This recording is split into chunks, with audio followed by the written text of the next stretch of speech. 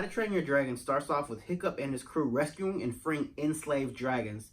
Things get interesting when they find out that Toothless isn't the only Night Fury. Another dragon, dubbed the Light Fury, comes into Toothless' life. Things get bad for the crew when the dragon killer by the name of Grimo threatens the life of Hiccup and his homeland of Berk. The crew must band together for one final time to fight this new threat and also find the hidden world for their dragons to live peacefully. Now, I have to say, it's sad to see this movie go. How to Train Your Dragon actually came out in March 2010, so it's crazy. It's been 9 years. It's almost been a decade since How to Train Your Dragon came to us, and now it's actually leaving. And I actually really liked this movie.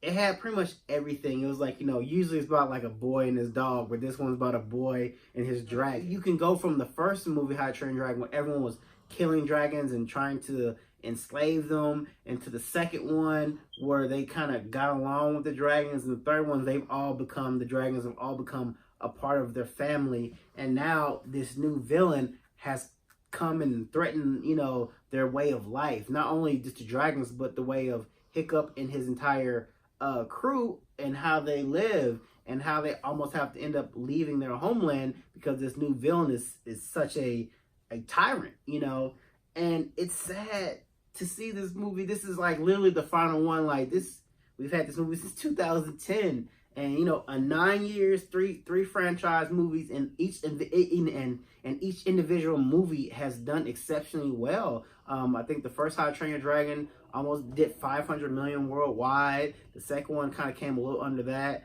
This one is actually looking to do about 40 to 50 million. Each estimates that they had coming out as far as Rotten Tomatoes, it's got 98%. So I think this could be like one of the best animated movies of the year. Only other thing I can see kind of challenging this movie is Toy Story 4. Not unless we get another kind of like Spider-Man. How Spider-Man Into the Spider-Verse came out of nowhere. But as of right now, this particular moment, I could see, this movie winning for, best animated film at the Emmys or the Oscars.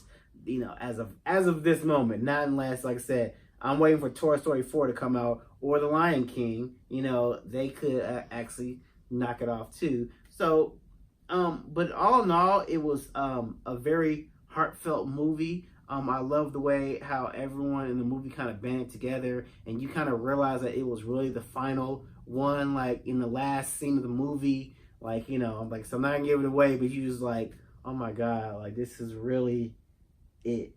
But I did, like I said, it was very heartfelt, and it was a very good message as far as, like I said, not like usually like a boy and his dog, but a boy and his dragon, and how everyone banded together to fight this new enemy, Grimo, who was, to be honest with you, Grimo was not a very good villain, because he was just kind of like one of those villains that he was a dragon hunter, and so he pretty much knew everything about dragons, how to kill them, how to capture them.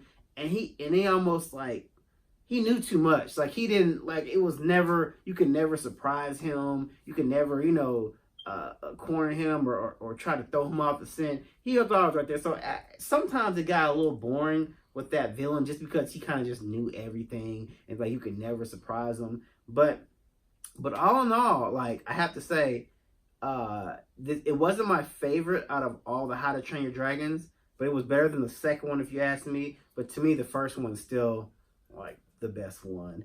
But I actually saw this movie a couple weeks ago. I just hadn't gotten around to reviewing it, unfortunately. I just finally had time, and I'm like, I need to go ahead and knock this out, because it did come out this week. I actually saw it Super Bowl weekend. I saw it like February 2nd. So I literally saw it at the beginning of the month. So, but tell me, guys, who has seen this movie? Because like I said, it does come out this weekend. So please leave me some comments. Tell me what you thought about this movie. Are you sad to see Hiccup and Toothless leave us once and for all? Or maybe.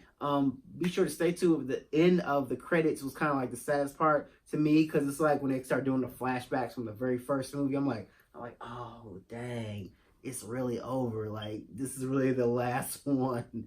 So, but as always, guys, please subscribe. Give me a like if you like what you saw. And as always, please leave me some comments and tell me what you thought about this movie. And are you, like I said, are you sad to see it go? As always, guys, have a great day. Mr. Movie X Kicks is out. Until the next movie, I'll holler at you guys later.